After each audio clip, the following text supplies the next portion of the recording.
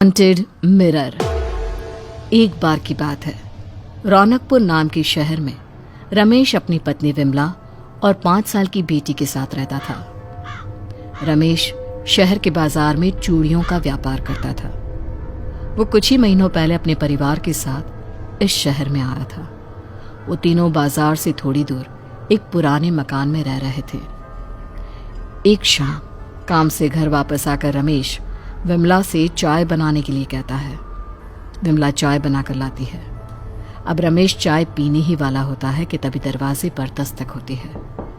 विमला दरवाज़ा खोलती है तो सामने लगभग 80 साल की एक बूढ़ी औरत खड़ी होती है। आप कौन हो माँ जी? क्या चाहिए आपको? बेटा, मैं यहीं पास में रहती हूँ। दरअसल मैं तुम दोनों से मदद मांगने आई हूँ। विमला बुढ़िया की बात सुनकर रमेश की ओर देखती है। रमेश विमला को इशारा करता है कि वो बुढ़िया को अंदर ले आए। हाँ कहिए माँ जी, आपको हमसे क्या मदद चाहिए? बेटा, मैं कई दिनों से तुम दोनों को देख रही हूँ। तुम दोनों बहुत ही अच्छे और ईमानदार लगते हो, इसीलिए मैं तुम दोनों पर भरोसा करके यहाँ आई हूँ। मुझे किसी ज़रूरी काम से गांव जाना है, लेकिन जाने से पहले मैं अपनी कीमती चीज़ तुम दोनों के हवाले करना चाहती हूँ। इतना कहकर बुढ़िया पुराने कंबल से लिपटा एक आईना निकालकर उन दोनों के सामने रख देती है। आईने के चारों तरफ सोने की फ्रेम लगी हुई थी। इतनी बड़ी सोने की फ्रेम देख दोनों पति पत्नी की आंखें फटी की फटी रह जाती है। ये मेरे पुरखों का आईना है। कई दशकों से ये हमारे खानदान में है। अब मैं अपने खानदान की आखिरी वारिस बची हूँ। मुझे ये आईना बहुत प्रिय है। मुझे डर है कि मेरी गैर हाजिरी में कहीं कोई चोर मेरे घर में घुसकर इस आईने को चुरा ना ले। इसीलिए इसकी हिफाजत का जिम्मा मैं तुम दोनों को देने आई हूँ। हम पर भरोसा करने के लिए शुक्रिया। आप ये आईना यहीं छोड़ जाइए। जब आप वापस आएंगी तो आपको आपका आईना सही सलामत मिल जाएगा। हाँ, मेरे पति बिल्कुल ठीक कहते हैं। हम आपके आईने की अच्छी तरह हिफाजत करेंगे। लाइए, मुझे दीजिए, मैं इसी वक्त इसे अलमारी में रख देती हूँ। बुढ़िया दोनों को आईना देकर वहां से चली जाती है। बुढ़िया के जाते ही दोनों पति पत्नी आईने को बाहर निकालकर उसे गौर से देखने लगते हैं। विमला, ये तो कमाल हो गया। आईने की फ्रेम 100% सोने की बनी है।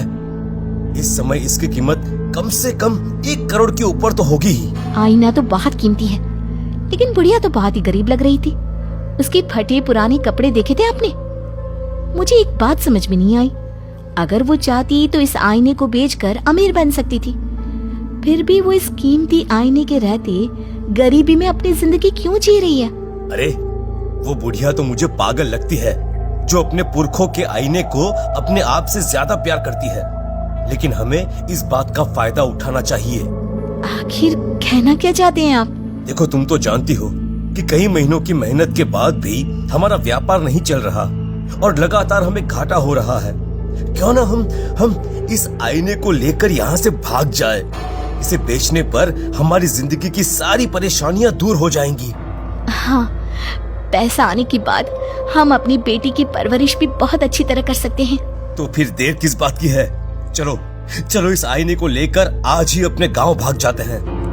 उसके बाद वे दोनों थोड़ा बहुत सामान और उस आईने को एक बैग में डालकर सीधा स्टेशन पहुंच जाते हैं और गांव जाने की टिकट लेकर ट्रेन के आने का इंतजार करने लगते हैं। तभी अचानक विमला की नजर दूर एक बेंच पर पड़ती है, जहां वही बुढ़िया बैठी उन लोगों को घूर रही होती है। उसे देखते ही विमला के होश उड़ जाते हैं। अरे रमेश, देखो, वो बुढ़िया तो सामने वाली बेंच पर बैठी हमें घूर रही है। अरे बेवकूफ, वो तो कोई और है। लगता है तुम जरूरत से ज्यादा घबरा गई हो।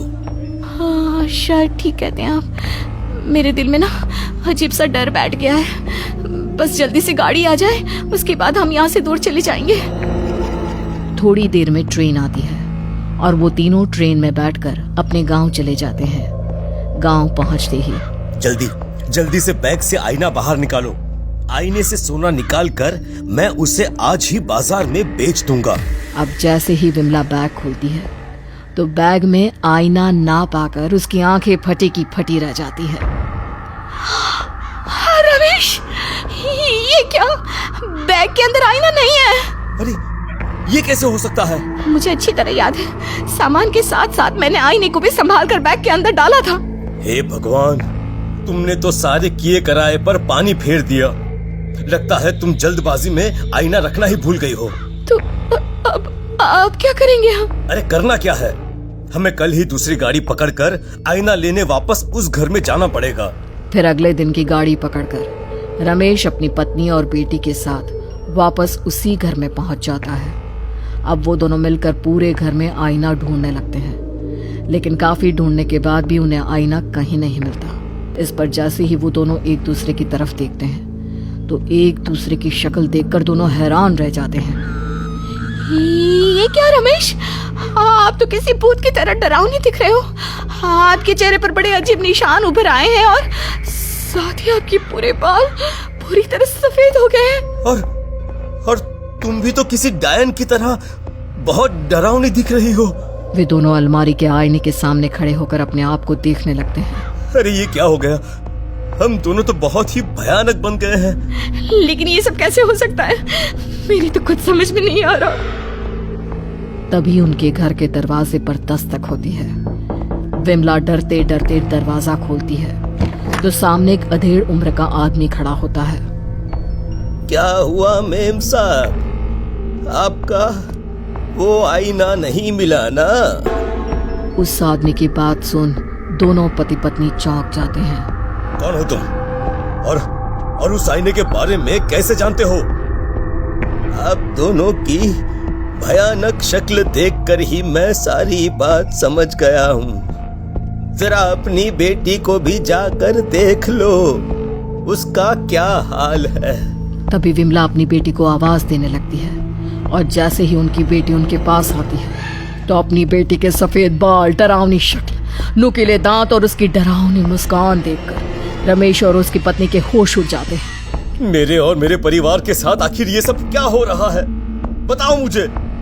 साहब, वो जो बुढ़िया आपको सोने की फ्रेम का आईना देकर गई थी, दरअसल वो आईना एक छलावा था। वो बुढ़िया तो 100 साल पहले ही मर चुकी है। लेकिन ये कैसे हो सकता है? कुछ दिनों पहले ही तो बुढ़िया हमसे मिलने आई थी, उसने हमें सोने की फ्रेम का आईना दिया। हमने खुद उसे देखा है।